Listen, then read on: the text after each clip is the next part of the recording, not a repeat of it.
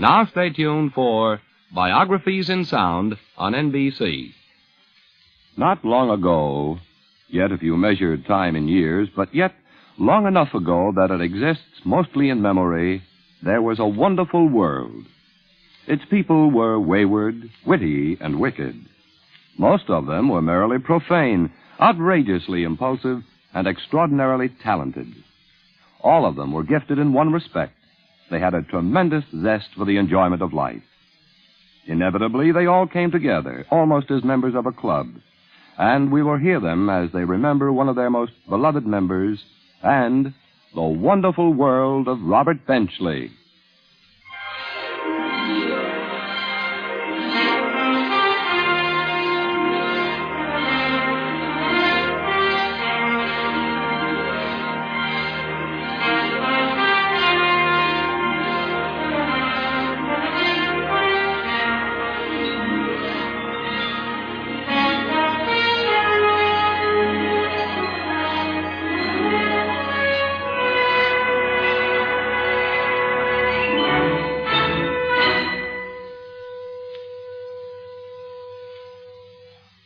This is Biography in Sound. Tonight transcribed, The Wonderful World of Robert Benchley. Benchley was a part of a great many people. And thus, to a rare degree, people of all kinds felt that they had a peculiarly personal share of him. He had enough warm friends to garnish and decorate 9 lives. Bob, on walking into any room, made people happy. But he did not like a certain attitude that sometimes people in a room would have towards him, which was sort of be funny at once. I never saw him do anything cruel in his sense of humor. It was always gentle and kind. If anybody was the butt, it was himself rather than any individual. He had a wonderfully delicate and sympathetic understanding of our own frailties. And yet somehow he always identified himself with them, so that you were sharing something. He could not be alone because he was too sad. And I knew that. That's why he was so helpful towards anyone. You could say a million kind things about him. Benchley underestimated his own abilities. He underestimated the quality of his work. He had true humility, and he was really great.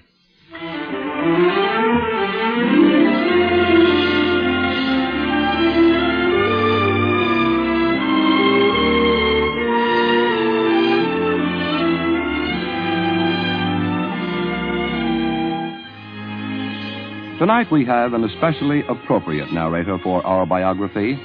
He is the author and the playwright whose recent biography of his father is a fresh and fascinating picture of one of our greatest humorists.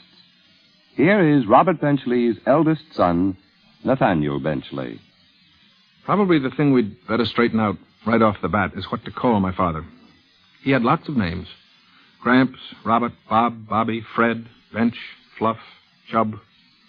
But for the next hour, just to keep straight whose story this is, I'll refer to my father as Robert Benchley. A good place to start might be the day he was born. That was September 15th, 1889. The place, Worcester, Massachusetts. As a boy, he was gay and comical. Often used to amuse his classmates by illustrating the textbooks in school. And if the drawings weren't bad, they also weren't very good. Everybody looked Irish, even the Romans. He was interested in acting and would serve as an extra when some repertory company was in town. And he often made as much as 25 cents a performance. Sports, no, although he was a loyal and enthusiastic fan. Mostly he studied and read everything in sight. In 1907, in his junior year in high school, he transferred to a private school, and there he met a classmate who became a lifelong friend, Oscar Hauserman. I first met Benchley in my senior year at Exeter Academy. He was there just for that year. He wasn't so very well known. He was a rather shy sort of fellow, a little taller than average height, slender, and wore a high collar that reminded you of Herbert Hoover.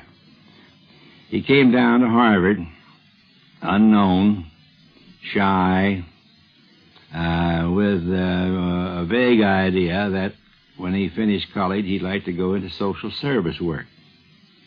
He was a serious reader. He didn't drink or smoke, and started in as an unknown freshman. But in rather short due course, certainly by the time he'd gotten well into his sophomore year, the classmates began to realize that Benchley was in a class by himself. All classes at the college, the hellions and the good boys who made up the majority, and the Phi Beta Kappa men all regarded Benchley as something special. In other words, there was the one and only Bob Benchley, no one like him. He was very popular because he had a happy disposition, and he was very genuine in making you feel that you were much funnier than he was. And that was natural and real. In due course, he made, as we say, the Lampoon. And he became president of the Harvard Lampoon. And at least 3 of the issues of the Lampoon during his presidency went into a large number of extra editions. They were unusually amusing and received national acclaim. And it was his regime that put the Harvard Lampoon back onto its feet. Another long and exceptionally rewarding friendship was formed when Benchley met Julius Williams, who was later to illustrate all of his books. Mr. Williams recalls, I first came to know Benchley at the Harvard Lampoon. He had a gift for comic expression and comic action, and his drawings were not like anyone else's, and they were always funny. One day he did a dinky little drawing, and they ran it on the cover, perhaps 3 inches square. Another classmate at Harvard, Paul Hollister. It showed a silly little pie-faced scholar, a little Rollo in a roundabout cloth hat, walking a path which makes a detour around a big fat rock. Little Rollo has paused, and he says, in effect, how fortunate that the glacial activity deposited this boulder at the side of the path. Probably 90% of Harvard decided that the Lampoon had really outdone itself in obscurity. But to me, that picture says that all the obstacles, the glacial obstacles in the path of Bob Benchley's own career, were actually deposited at the side of the path he chose. He made a new sort of path, one that got around stuffiness and stupidity and avarice and fake and bad taste. On the Harvard Lampoon, Robert Benchley distinguished himself primarily as a cartoonist, and drawing really was his first love. He considered himself an artist rather than a writer. Julius Williams tells us, what really happened was that his turning from drawing into writing was an entirely natural process that evolved of itself. His early contributions were entirely those one-line jokes that usually consisted of 2-3 words. Gradually, you'll notice if you look through those old volumes how the captions began to get longer.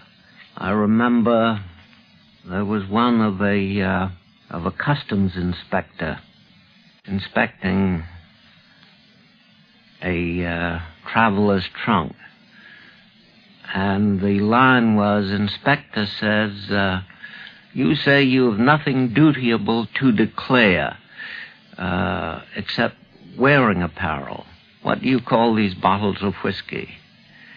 And the inspected answers, nightcaps, my good man, nightcaps. But that was, Benchley was on his way as a writer. From then on, the captions took over and the drawings began to be of minor importance. In the spring of his senior year at Harvard, Robert became engaged to Gertrude Darling. They had known each other since they were 8, and even as children, Robert made his intentions clearly known. Once in Worcester, he and a friend were standing on a street corner, and Gertrude walked by. The friend said, There goes my brother's new girl. Like hell she is, Robert replied, and that settled that. Robert and Gertrude were married in June of 1914. The following year, in November, I was born, and 4 years later, my brother Bob. Benchley's remark about traveling with children came from experience and is well known. Deems Taylor tells us. In America, there are two classes of travel. First class and with children. Travel with children corresponds roughly to traveling third class in Bulgaria. And he also adds that Bulgaria is supposed to have the worst train system in the world. As the boys grew up, Benchley was only a moderate disciplinarian. Once when my mother told him I was failing mathematics at school, he replied, if he passed it, he'd be no son of mine. And my brother recalls, the only bit of discipline that I remember his giving either my brother or myself occurred when we were fairly young, and we'd been in the habit of biting our fingernails for a number of years. And my mother finally gave up on her end of the discipline and decided it was time for my father to take over. And he ushered us into a back room and made both of us extend all of our fingers, saying, let me see those nails. And after close inspection, he put out one of his own and said, see if you can bite one down as far as this. Now, we knew perfectly well what he meant, and it worked for several weeks. One of Benchley's earliest jobs was a reporter on the New York Herald Tribune. He was, as he put it later, the worst reporter even for his age in New York City. The trouble was that he just couldn't bring himself to ask people things he considered none of his business. Happily, after 3 months, he was transferred from the daily paper to the Sunday magazine section. And there he fell into exceptionally good company. Deems Taylor speaking. I first met Bob Benchley in 1916, when the two of us were the staff of the then newly organized Sunday magazine section, consisting of 4 pages, now better known as This Week. We were presided over by Art Falwell. Well, he was our boss. I don't know what his title was. He has been doing, incidentally, the text for Mr. and Mrs. for the last 30 years. Our duties were to read proof, make up the Sunday section, get illustrations, and write one funny piece a week. Well, Benchley and I worked out a system of that. We'd write our funny piece and then read it to the other. And if you got one laugh, and then it went in. If you didn't get one laugh, it was thrown out and you had to do another one. The deadline for the Sunday magazine section was Thursday morning at 5 o'clock. And, of course, we had all week to work on these pieces. So you can readily understand that we started to write about 4 o'clock Wednesday afternoon and sometimes managed to end about 1 minute past 5 Thursday morning.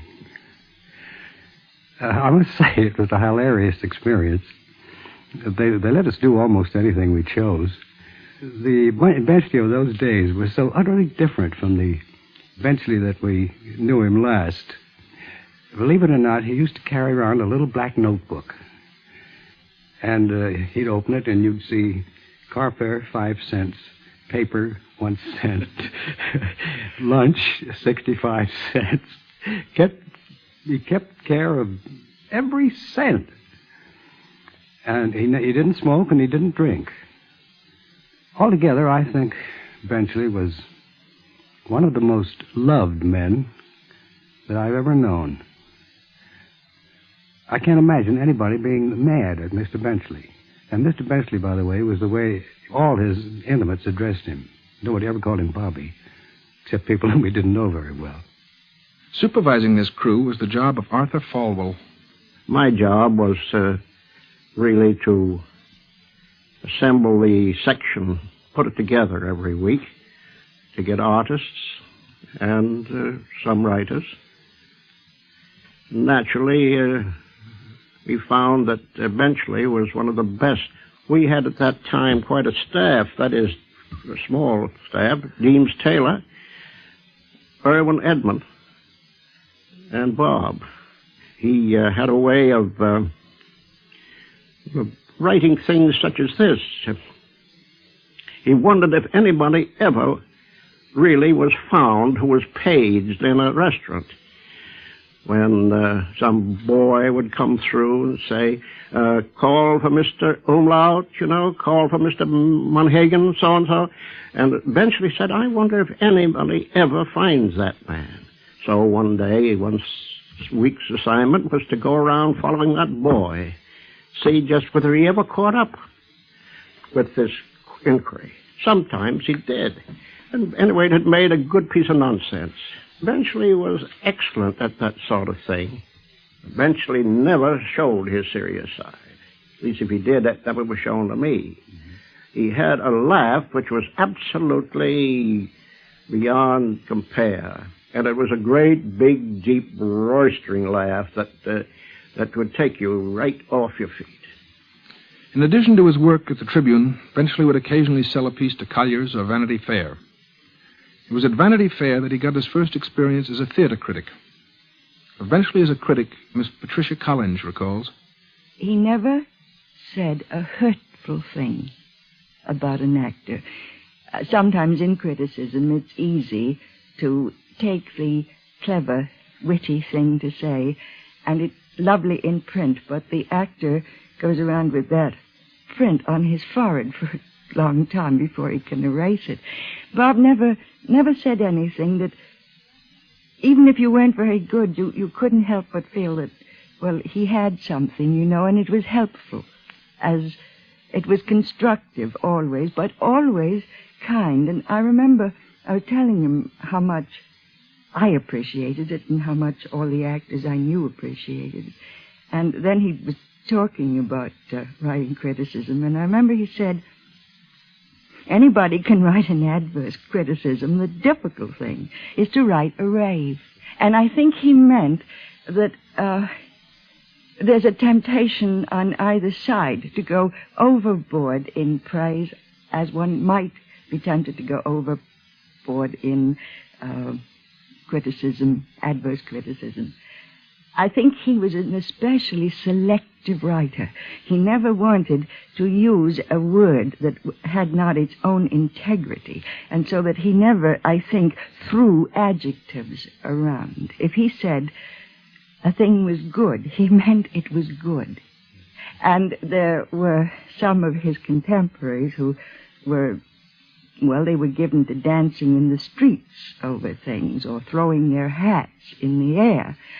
But it was done with a certain amount of frequency, so that when Robert Benchley, well, if he gave you a little tip of the hat or made one small pirouette on the sidewalk, you felt you had received a great, great deal. He was a wonderful person. I'll never forget his review of Eleanor Duse. Deems Taylor. Because when I first heard the praises of this woman, I had not seen her, and I thought she must be greatly overrated. And now, here I am with my head in my hand and nothing to say. Being a dramatic critic, he'd have to be up late at night, so he couldn't get out to his home after shows until the wee small hours. So he got an apartment in New York, which became about as public as the Grand Central Station. Oscar Hauserman. People that he hardly knew would come there and practically use it as their base of operations in New York. In the late 20s, Benchley joined the staff of The New Yorker. At first, he wrote only a column called The Wayward Press, but he later succeeded Charles Brackett as drama critic. The problem of getting his copy in was indeed a problem, as Hobart G. Weeks recalls. We were still are printed in the country, so we're at the mercy of train schedules and messengers. That was the reason that our deadlines were very important to us. If you missed a certain train, there was no way you could get the copy up to the plant. Mr. Benchley, like so many writers, was suspicious of deadlines and never believed that any of our deadlines were true ones. Actually, we've always been possibly exceptional in giving authors a true deadline. For Mr. Benchley, we were driven to the point of setting up dummy deadlines, fake deadlines for him to shoot at and miss, and he, of course, being an ingenious man, would usually outwit us, and so we spent hours waiting for copy. At this time, he mostly was living or writing in the Hotel Royalton, which was only a few steps from our office.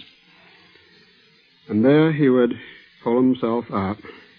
He would have a rather elfin man called McGregor, who was his go-between.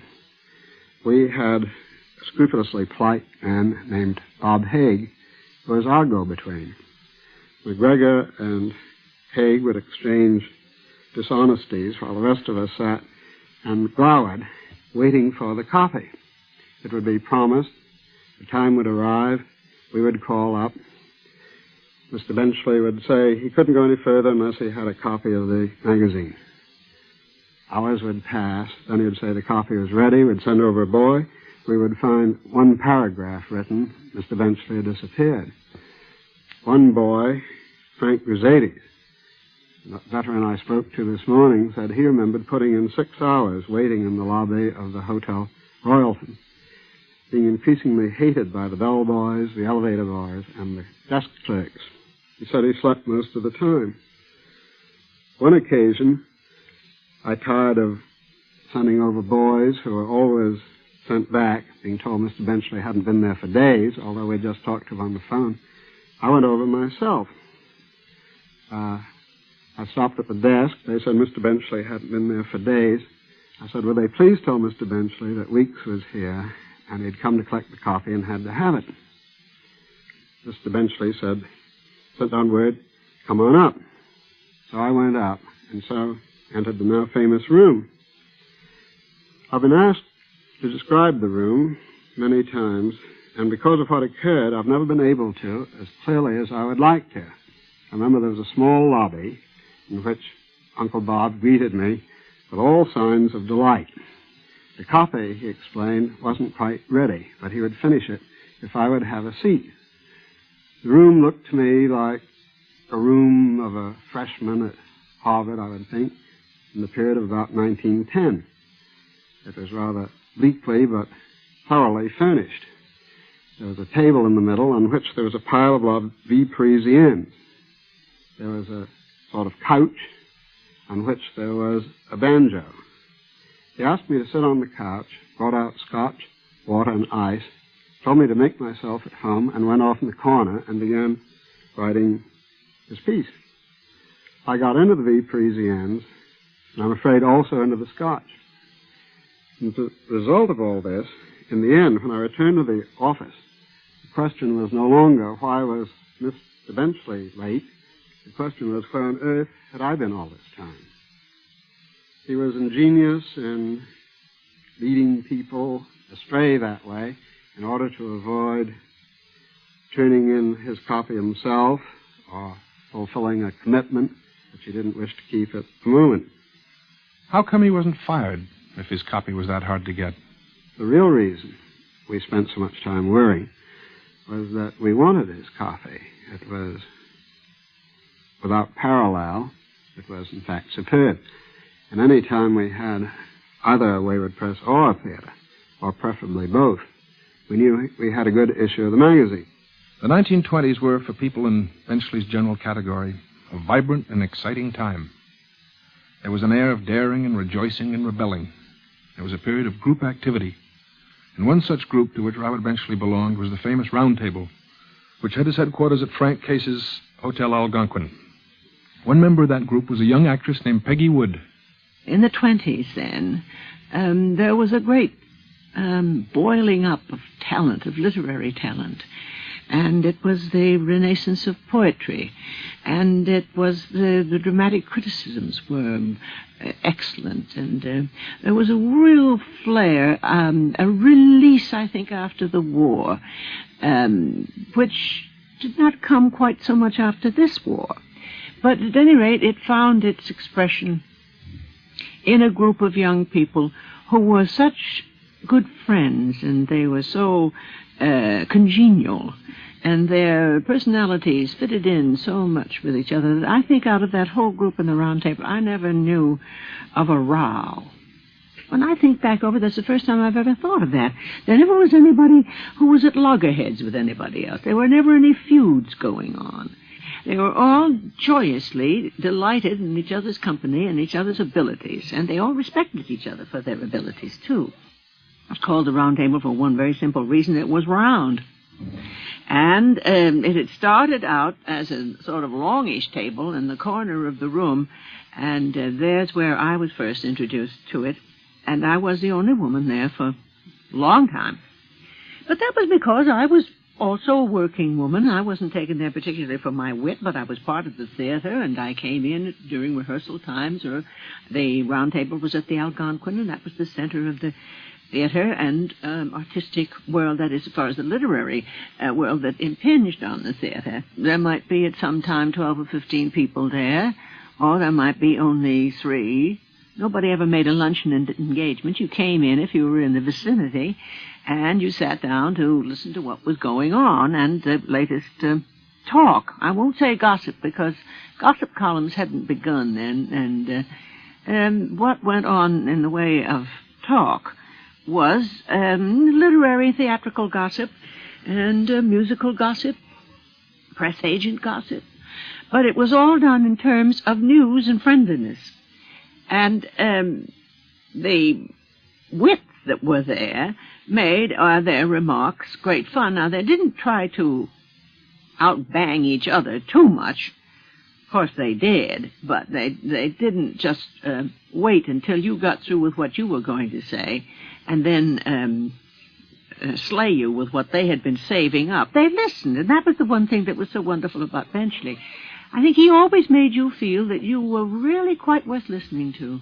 And in the round table, they were all good audiences for each other. Wolcott, Broome, Deems Taylor, of course, Benchley, Murdoch Pemberton, Brock Pemberton, Lawrence Stallings, who wrote What Price Glory, Max Anderson, all kinds of people came and were introduced, and I met my husband there, John B.A. Weaver.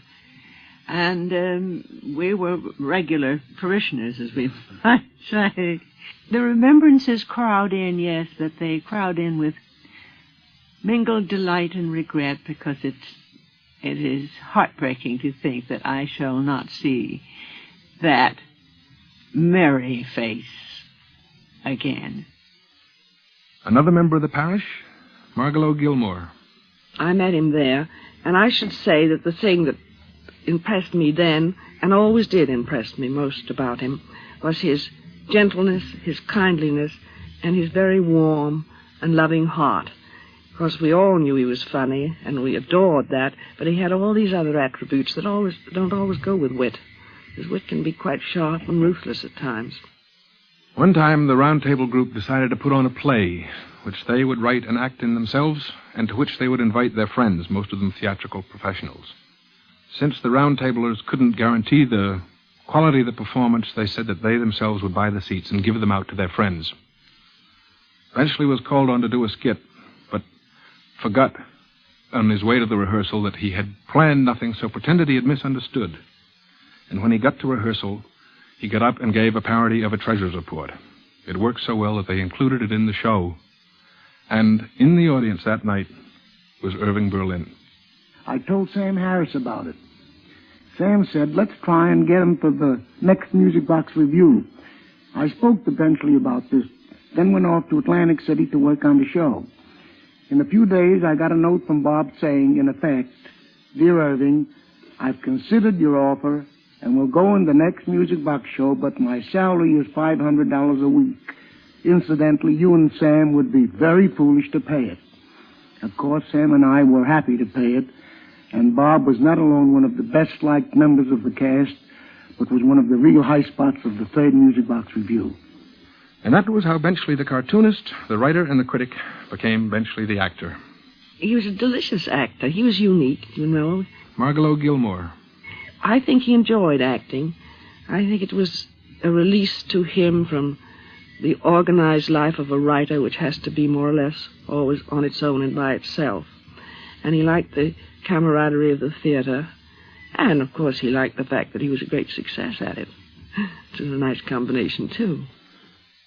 This is Biographies in Sound, and you are listening to The Wonderful World of Robert Benchley, Part 2 will continue after a 10-second pause for station identification.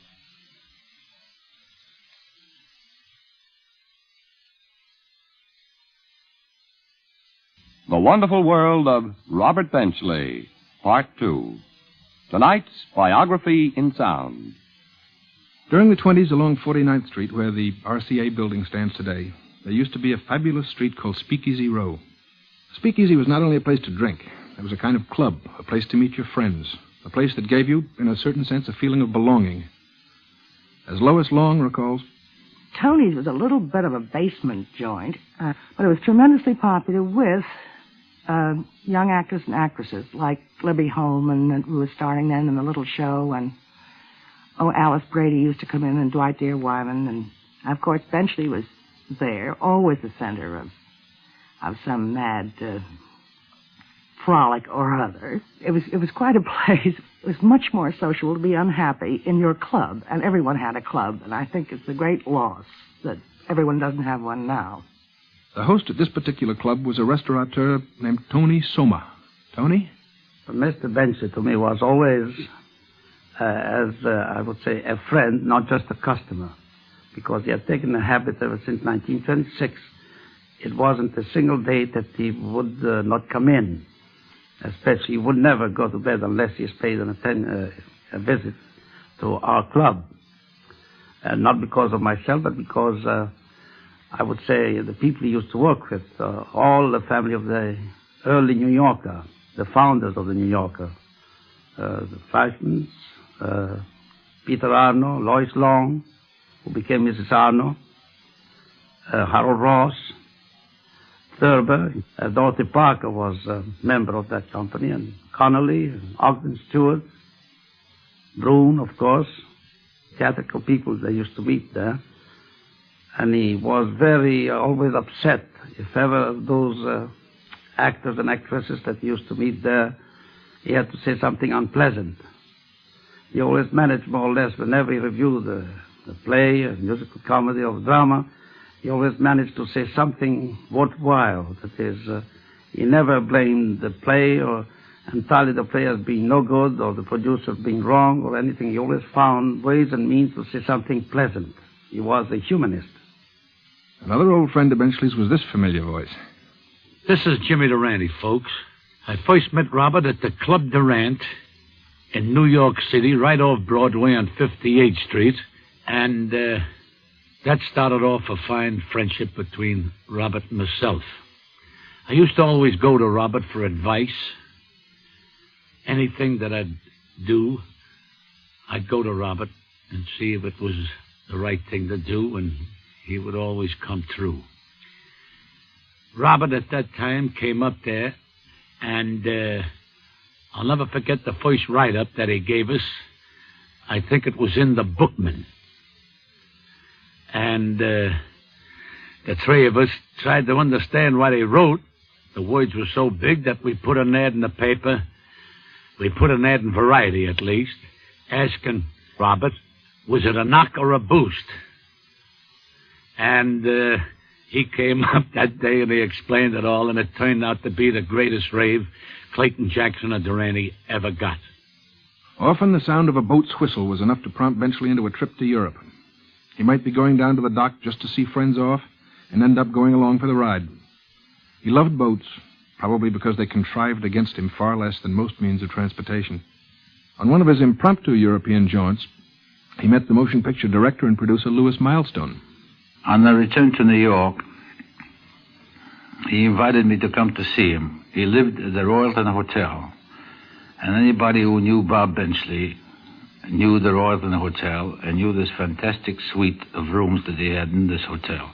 On an afternoon in Mr. Benchley's suite, you could meet Jock Whitney, Ernest Hemingway, or you could meet Mike Romanoff, who is now a very successful restaurateur. This is the room in which he lived, the suite in which he lived. This is where he worked. An anecdote about Benchley comes to my mind. He detested birds, and very often he would work in his living room in the Royalton Hotel, and if a little robin would sit on the window, Benchley would start a whole feud with him. When I asked him once why he disliked the birds, and he said, because this little robin is a very fresh bird. And he says, he sits on the window and interferes with my work. And if I say to him, go away, do you think he'd go away? No. He jumps into the middle of the room, puts his little hands behind his back, advances menacingly, and says, what did you say? He says, that's the robin for you. Another person he met in the 1920s was that bon vivant of dubious royalty, Prince Michael Romanov. Wherever he was, many people would gather around him, anything from 5 to a dozen. At those times, Benchley was the listener rather than the talker. And he had an infectious laugh, which pleased his listeners. At other times, where there was only 2 or 3, then he would talk, and they were mostly close friends. Another of the merry group was Gene Fowler. I suppose all writers have feelings toward their craft and their own attitudes, and I think, and a great many others think, that if you don't approach it with humility, that you don't have a real flair for writing. Now, there are men who act in an arrogant fashion, but I think that's a cover-up. I believe that any man who sits before a blank piece of paper has a form of stage fright. It's a horrible thing, especially if your mind is blank, too. But Benchley wrote slowly and thought carefully when he wrote. To read what he wrote, it sounds as if it just tripped right off. But he was very careful. I think that he wanted to write things other than the comic. I believe that what he did was eminently fine and great, no matter what his secret yearnings or doubts were, because his copy is beautifully done. People look at the wit and they overlook the fact that it was well constructed and real and basically honest, if we may use that term in comedy. Although he verged on travesty, underneath it was a great deal of feeling. And I don't think he was always gay. I don't think anyone is always gay. I think he kept that face to the world, and I think he was conscious of the fact he was regarded as a wit and had to say something funny all the time. Well, he wasn't always saying something funny. He was a deep-feeling man, had great convictions, and at times in crusades took firm stands whether they were popular or not. Just about everybody who knew him has his favorite Benchley anecdote. Mrs. Nicholas Luddington recalls the turmoil he would cause at the Bankers Trust Company. He was sitting in a restaurant with a gay little group and found that he was without any funds to pay for the drinks that were being served. So he called for a check, and on the check he wrote, "Dear Bankers Trust, I love you," signed Peter Rabbit. The check, incidentally, went through, and he had it framed in his room at the Royalton Hotel. An encounter with another bank brought about this Mark Connolly story. One time, I'd spent the night with him up in Scarsdale. And in those days, his income wasn't very large. And he wanted to meet some forthcoming impending obligations, I think some payment on the house or something. And he went over to the Scarsdale Bank, and I just trailed along and happened to overhear all this. And he walked in and quite easily got a loan, I think, of about $5,000. Somewhat to his surprise and relief. We got on the train, come to town. Bobby began musing about this, about how easy it had been. And he called on me to recall how he had simply shaken hands with the president of the bank and told him who he was and how the loan had been given him with very little paperwork. And finally Bobby says, I wonder if that bank practices its business as loosely as that generally. I wonder whether it really does. What do you think? And we finally agreed that it must be a pretty shaky institution, if they were taking such wildcat chances as that. So Benchley went out the next day and took his money out.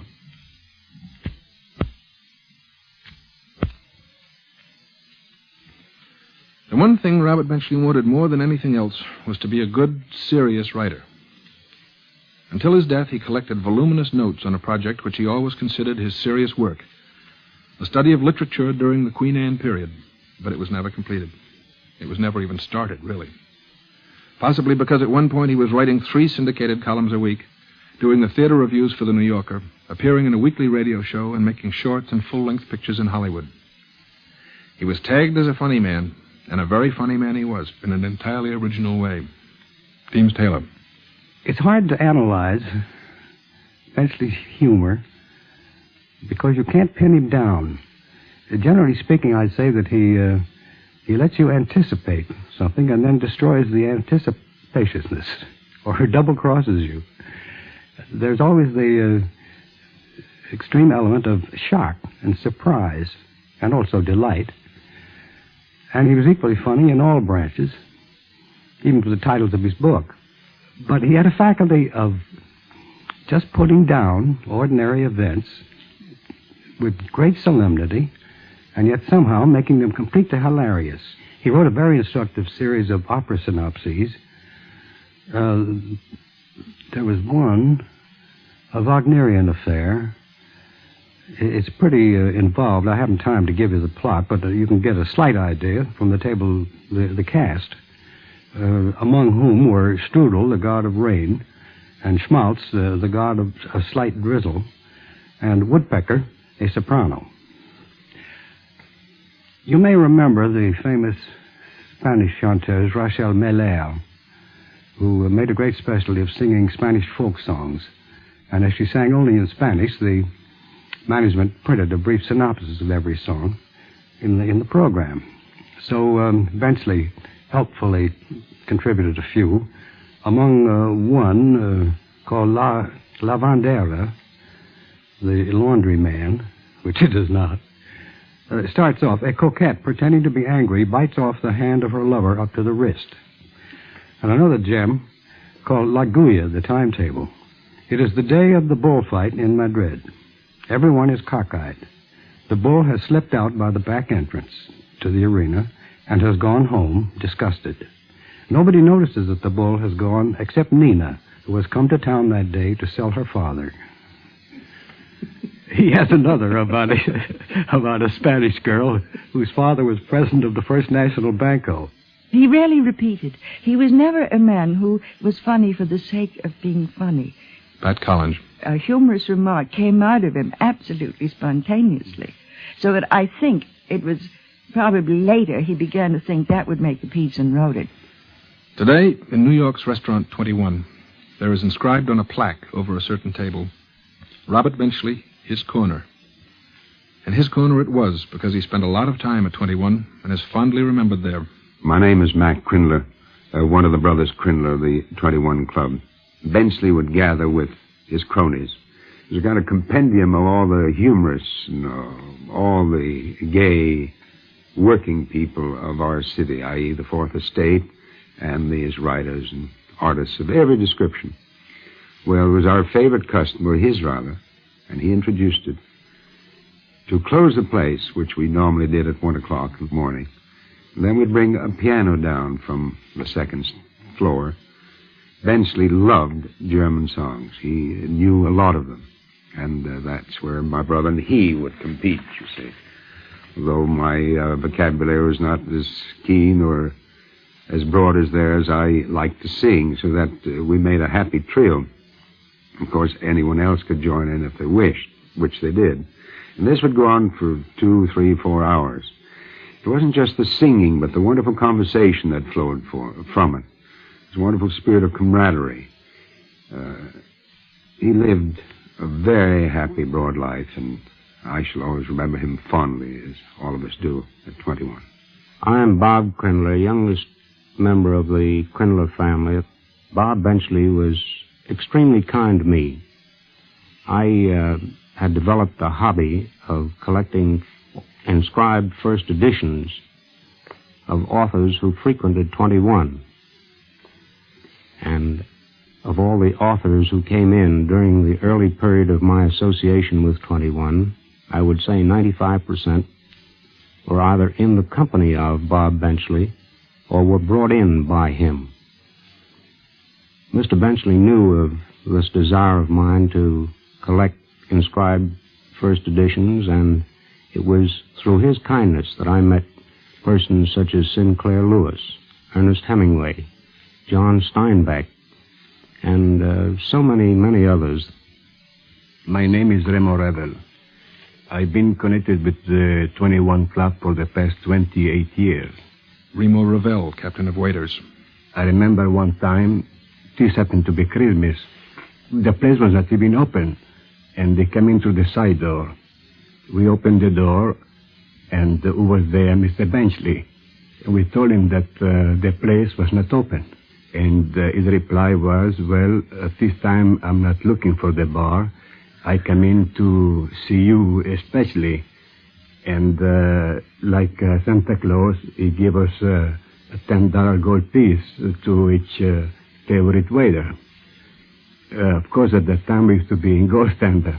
And I still have this piece with me, which I cherish all the time. Since June of 1926, Benchley had been going to Hollywood from time to time, either to write dialogue or subtitles for pictures, or to act in one of the 50 or so movie shorts he made. He also appeared in a lesser capacity in about 40 feature pictures. He set up housekeeping in a place with the improbable name of the Garden of Allah on Sunset Boulevard.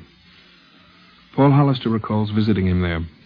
The years the man lived in Hollywood, I saw something of him, as the saying goes. He lived in a sort of Moorish cement palace on Sunset called the Garden of Allah.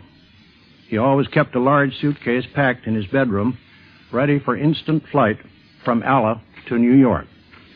Many think of Benchley as that funny fat man whom they saw being awkward in the movies. His first movie, which, by the way, was the first film ever made in which the human voice was heard for more than 1 minute, coming from a person on the screen. This is the treasurer's report. I asked whether he would go back to the New Yorker to review shows. Oh, God, no, he said rapidly in that nice, flat Worcester dialect. Wolcott Gibbs is doing far better, so far better than I ever could. This is the same Benchley of whom the famous Copy, Professor Charles Townsend Copeland of Harvard, said, "Watch him. Read him. He is the most diabolically skillful critic of our time." Crossing Sunset Boulevard is a hazardous expedition for anybody. It was especially perilous for Benchley because traffic plotted against him. Margalo Gilmore remembers how he solved this particular problem. Well, this was a big problem in his life when he lived out in Hollywood at the Garden of Allah. And he had some friends who lived right across the street in the Chateau Marmont. And he used to want to go over and see them, but he was scared to death to cross Sunset Boulevard with the cars racing down. So he used to call a taxi and tell the taxi to take him to Ciro's. And he'd tell the taxi driver he had a friend in the bar who was waiting for him. Then he'd get out, go in, come out again, and tell the taxi driver that his friend had left, and had left word to pick him up at Chateau Marmont, and that's how he crossed Sunset Boulevard. And I don't blame him much. I've often thought I'd like to do it that way. In addition to his acting and his writing, Robert Benchley was a frequent guest on radio programs. Here's a typical recording of one of his guest shots. Ladies and gentlemen, the subject of my discourse tonight is crooning. Now, as you all know, the human throat is made up of 3 parts. 1, the larynx, 2, the pharynx, and 3, the Adam's apple. The Adam's apple, of course, is the most important part of a crooner's throat, as it is the part on which the bow tie rests. Now, the ordinary singer sings with his mouth open, thusly. You notice how unpleasant that is? But the crooner sings thusly, which is just as unpleasant but harder to hear. Now, another important part of the crooner is the jukebox. It is estimated, and I quote, that in the 12-month period from 1939 to 1944, Americans, or people of American descent, put into jukeboxes a total of 19,742,000 nickels and 5 cents.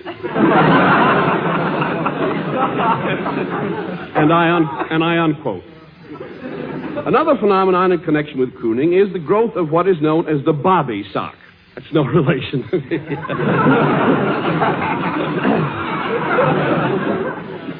In line with this, the noted psychologist at the Psychology Institute, Psychology, Pennsylvania, the head of the outpatient department, Dr. Eric Hoffenstumer, said quote, "It could happen to you." Unquote. Dr. Hoffenstummer, incidentally, has just left the Institute and is now singing at the Orpheum under the name of Perry Hoffenstummer. Velvet rhythm, you know. The two leading crooners of the day are Mr. Frank Sinatra and Mr. Bing Crosby. Mr. Sinatra has a huge following, which is highly enthusiastic about his singing, causing them to emit such cries as,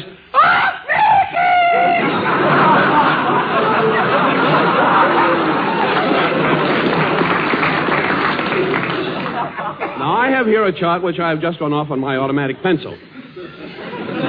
Here is a red line which begins at the figure 100,000 and ends in July. From July to 200,000, we have a blue line, which is joined at point X here by another blue line, whereupon both blue lines curve back into the red line, and here we say bye-bye blues.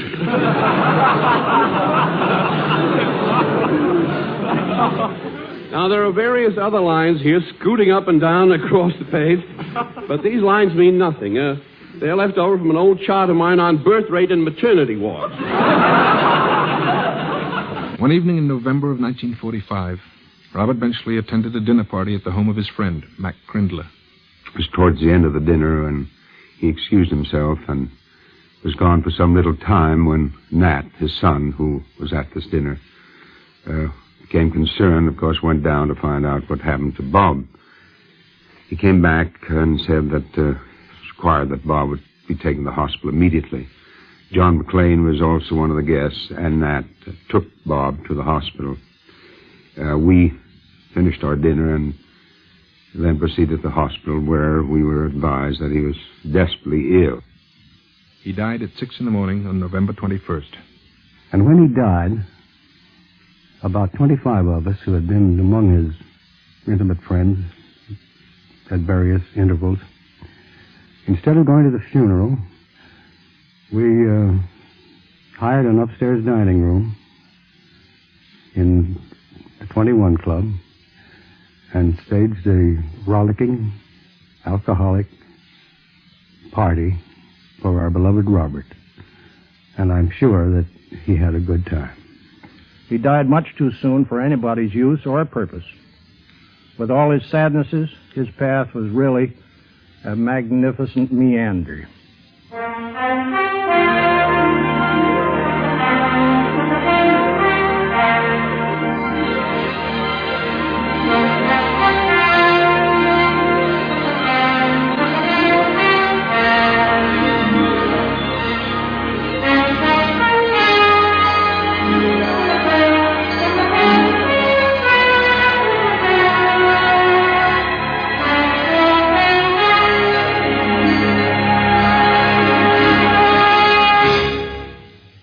You have been listening to Biography in Sound, and tonight's transcribed account of the wonderful world of Robert Benchley.